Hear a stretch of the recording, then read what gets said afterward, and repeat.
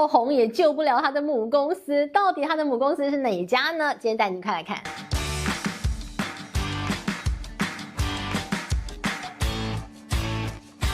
嗨，大家好，我是志玉。最近大家有没有在追陆剧呢？追竹玉，哇，武安侯真帅，对吧？好，但是呢，其实从竹玉的爆红，当然衍生出非常多的一些效应啦，比如说大家会觉得说，哎呀，粉底翼将军，对不对？武将还是要何润东之类的。但是呢，其实想跟大家聊的是中国的影视产业啊，哇，真的很辛苦。那当然很辛苦呢，有这个产业它独有的一些困境，但同时呢，也有整个中国经济的大环境带来的不确定性。好，我们现在带您来看最近有个新闻，不知道大家有没有关注到啊？就是爱奇艺影音平台爱奇艺，当然哇，当年也是这个你要看剧的第一平台，但是呢，进来的爱奇艺啊，可能也是竞争者多了，然后你看到它的营收每况愈下。好，那最近呢，他为了要突破他的困境，他就做了一件事情，他说，我们一切都要向 AI 转型，所以呢，影视产业也要用 AI。那他怎么个用法呢？他说我创造出了我的 AI 艺人库。AI 艺人资料库，然后他说啊，他手中呢已经拥有了上百位啊中国艺人啊，像是曾舜晞很帅，有没有？就说哎呀，他是授权他可以用这个 AI， 然后呢复制他的声音，复制他的外形。那以后呢，只要透过 AI 的话呢，哇，你可以自己让曾舜晞变成你的艺人，因为呢，这个爱奇艺推出了一个这个短剧的一个平台。那短剧的平台呢，他说有艺人库嘛，对吧 ？AI 艺人库，那你可以把你想要的故事呢，你就把这个脚本呢，你想要的故事大纲输入，然后呢，在 AI 艺人库当中你就挑，你就说，哎，我就是要这个帅哥曾舜晞。好，然后挑了之后呢，他就开始演咯。好，你不用真的找到他来帮你演嘛，我只要用你的短剧平台就可以一键生成属于你自己的短剧，你可以生成你自己的你喜欢的霸总系列之类的哦。好，那当然呢，这样的一个 AI 艺人库啊，你一听你就会觉得，如果我是曾舜晞，我怎么会授权他呢？这我肖像权对吧？结果呢，果然他马上就很多艺人说没有，我没有授权他，只是授权他一部分，但是你每个要被人家一键生成，那我可不愿意哦。好，但是呢，你从这件事情看得出来，爱奇艺急了。对不对？他为了要推他的短剧的一个生成平台，他着急了。那为什么着急？就是因为他没赚那么多钱了。好，我们给大家数字哦。这个爱奇艺它的市值近年来蒸发了90%。那当然呢，市值蒸发90%，代表它能够赚到的钱也变很少嘛，对吧？那近年来呢，它怎么办呢？赚的钱变少了，那我又要投资剧，那每个剧都大成本大制作，那我也负担不起。所以你看到了近年来哦，他们就开始大量的启用科技，哇，这个用科技的方式，用 AI 的方式啊，如果可以去制作一个这个剧的话，然后又可以变爆款的话，哇，那岂不是这个皆大欢喜？所以你看到的爱奇艺就不断的在想，我用什么样的方法可以呢把这个投资的资本降低，然后呢，它依旧可以在网络上不断的产出，然后帮我创造非常多的产值。他想到的就是一个 AI 艺人库，但其实啊这件事情啊，你如果往深处想，你会说，如果呢我每一个艺人我都用这样的一个方式的话，那以后是不是就再也没有培养艺人的一个非常合理的一个这个通道了，对吧？那怎么办呢？那这是不是你现在会觉得你用的很爽快，对不对 ？AI 艺人库，然后每个有名的我都来用 AI 把你生成，但是呢，未来你就再也没有一个培育人才的一个过程了。那可能未来是不是大家看的剧全部都变 AI 呢？变 AI 的一个主角呢？那是不是就不会有像我们现在看武安侯那是真人那种哇崇拜感，对吧？好，那所以呢，这是爱奇艺最近的状况。但是他要做这样的选择，也是他的成本压力啊，也是这个市场让他感受到冷飕飕，所以才会做出这样的一个选择，对吧？好，那我们讲回来，这个最近的竹语啊，这个武安侯之爆红哦，那当然他爆红有他爆红的让大家觉得很欣赏的地方，比如说。其实就老梗嘛，对吧？你就是一个这个落难的贵族，然后被一个平民老百姓，然后又是一个杀猪娘子给救了，所以光是地位的反差，你就觉得哇，这就喜欢，对不对？然后呢，你看这个当年这个将军、大将军、贵族，就是那种霸总的感觉，古代的霸总系列。然后呢，杀猪娘子，你看到这个女主角啊，又田曦薇又好可爱，对吧？然后呢，武安侯这么帅，对吧？所以呢，你知道高颜值的组合，然后呢，每一个画面都像明信片一样做得好漂亮，所以呢，大家就是喜欢到不得了，就看了之后就小鹿乱撞了，对吧？好，那这个竹玉呢，它创造了一个非常大，在近年来，在中国的影视剧场当中啊，这个市场当中创造了很大的奇迹，赚很多钱。它的制作成本大概4亿人民币左右哦，那它现在呢，大约可以回收大概8亿，赚1倍。那甚至呢，它现在叠加的一些商业价值还在持续层层叠叠往上这个层叠当中。但是你知道，你说它的出版公司赚很多钱吗？它的出版公司的母公司华谊兄弟，以前大家说中国影视第一股啊，人家是有 IPO 的公司，破产了。现在呢，破产重整当中。那你说哈，天哪，居然也有竹玉救不了的公司啊！好，那这个竹玉呢，其他直接的出版方啊，这个出品方叫做浙江这个东阳浩瀚影视娱乐公司。那华谊兄弟呢，拥有这家公司49%的股权。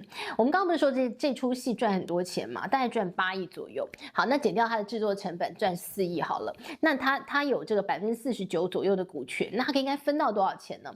帮他这个计算一下，他大概可以分到8000万到1.5亿左右的人民币，不够他赔的。华谊兄弟啊，近年来亏很多钱，8年亏掉了85亿人民币。你就好奇说这家公司怎么回事？你怎么亏的？好，那我们要从最近开始讲起，他为什么被这个人家他的债权人告到法院去，然后呢要求他要破产重整。好，告他的这家公司啊，是北京的一家广告公司。然后他说华谊兄弟欠他1000万左右的人民币，欠了2、3年不还，所以呢，他要申请他破产重整，把钱给吐出来。好，然后呢，一查才赫然发现说，华谊兄弟欠钱不还啊，这已经不是新闻，告他的这也不是第一家。好，那这个上上下下整个影视圈啊，这个上游下游全部都告他了，因为他钱都没还。从那个做布景道具的公司哦，也告他，也说，我帮你做道具，你钱没给我。然后呢，后制公司，像我们刚刚看到这一次去申请他破产重整的是一家广告公司。然后之前呢，包括有这个做道具的公司，然后呢有这个后制的公司，然后呢有音乐的公司帮他做这个主题曲的，他通通没给钱，所以呢就零零总总，哇，他欠好多钱哦。总计呢，他目前为止他的负债总额大概有7亿人民币左右哦，但他的资产呢，为什么他会被申请这个破产重整呢？因为他的资产现在是负的2亿多人民币。资不抵债啊，所以呢，你不破产谁破产啊？但问题是华谊兄弟当年哇，这不得了，人家说他是巨星的摇篮，对吧？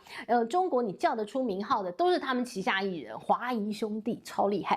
好，那华谊兄弟呢，为什么说他影视第一股？他在2009年的1994年的时候创立的哦，然后呢，他2009年他是中国第一家上市的这样的影视公司、娱乐公司，然后之后就展开了他的走花路，陆陆续续签了非常大咖明星，刘德华，他们家艺人，冯小刚，那个知名导演，他们家艺人，葛优有没有？他们家艺人，成龙，他们家艺人，李冰冰，这些人，黄晓明，都他们家艺人。所以呢，你就说他们有上百位，都是这样子叫出名害。最厉害的艺人都在华谊兄弟，但后来呢，华谊兄弟看从2015年他挂牌之后，他的这个市值来到最高峰，突破了900亿人民币那个时候哇，这个是他的高光时刻。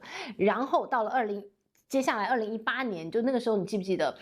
那个很多明星啊签那个阴阳合约啊，然后逃税啊，各种，然后好多啊都是有名的艺人。那有名艺人都在哪？华谊兄弟嘛，对吧？哈，所以呢，华谊兄弟呢，于是就变那个众矢之的啊，过街老鼠。大家说你们家艺人的逃税，你这个公司这个助纣为虐，帮你的艺人逃税。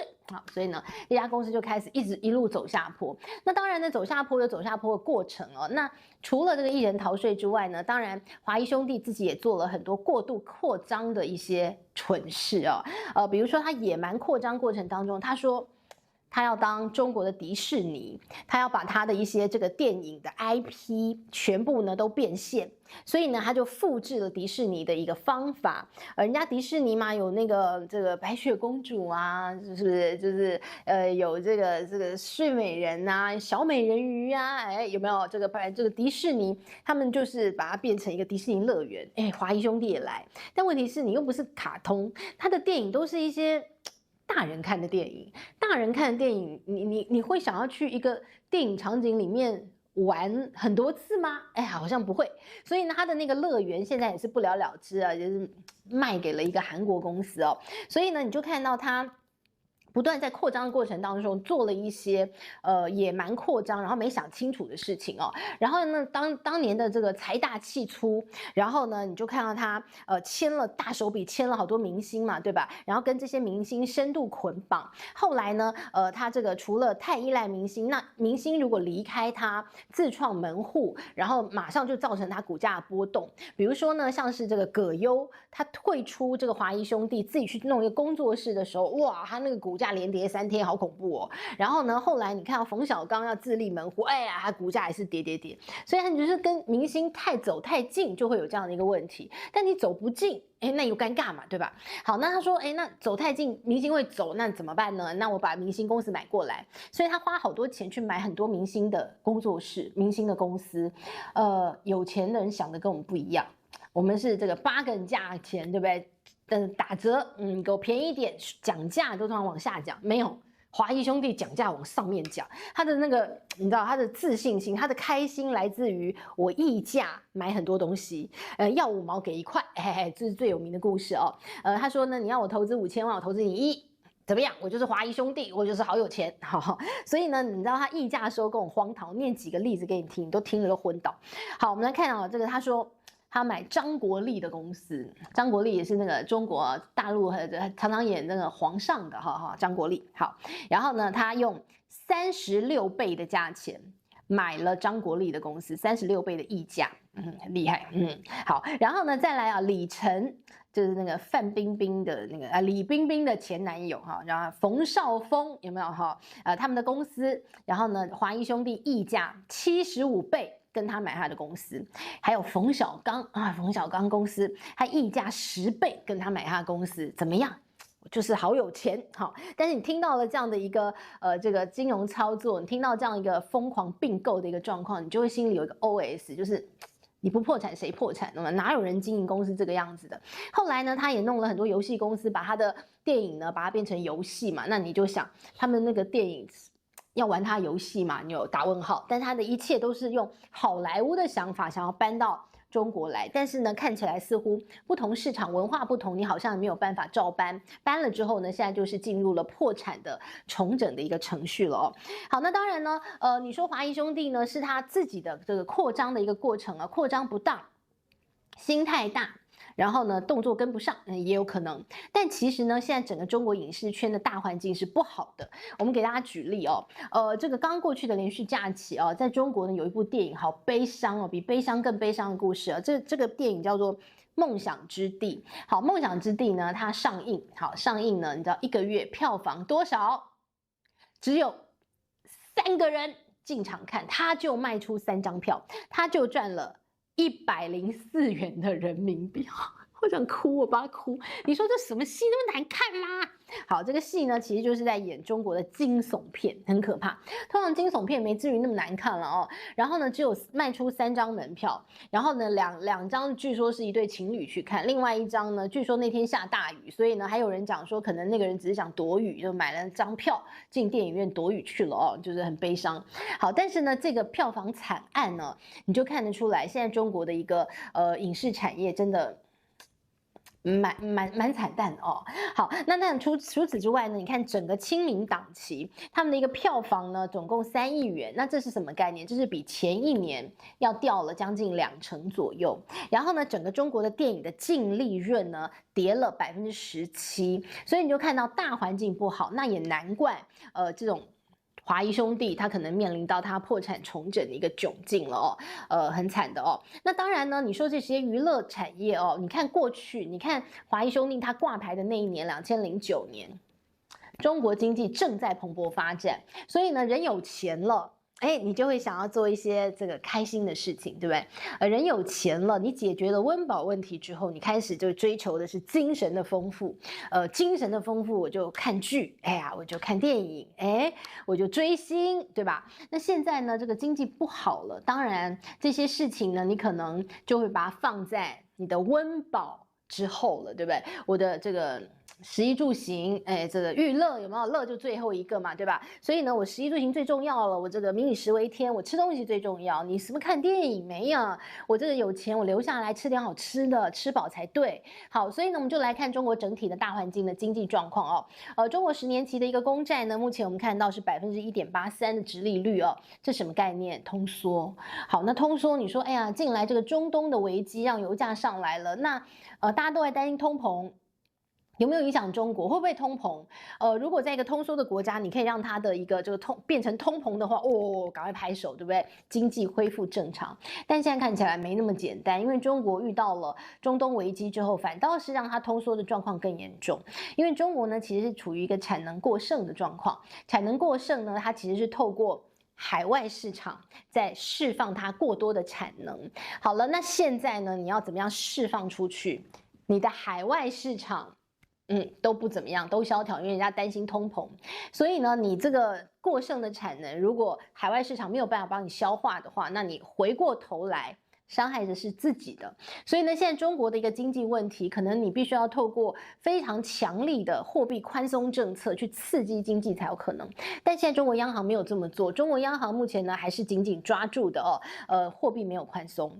另外呢，你看到了它要用扩大财政刺激的方式。过去中国财政刺激它就是大量的基础建设，这个基础建设的狂魔，基建狂魔。但是呢，现在是中国产能过剩的状态，所以你可能现在也不是一个好时机再进行基础建设。所以呢，如果这两大招刺激经济都不是很合适的话，那现在呢，中国只能面临到一个蛮大的一个危机了。通缩状况如何走出来，那可能要这个北京当局好好想一想了哦。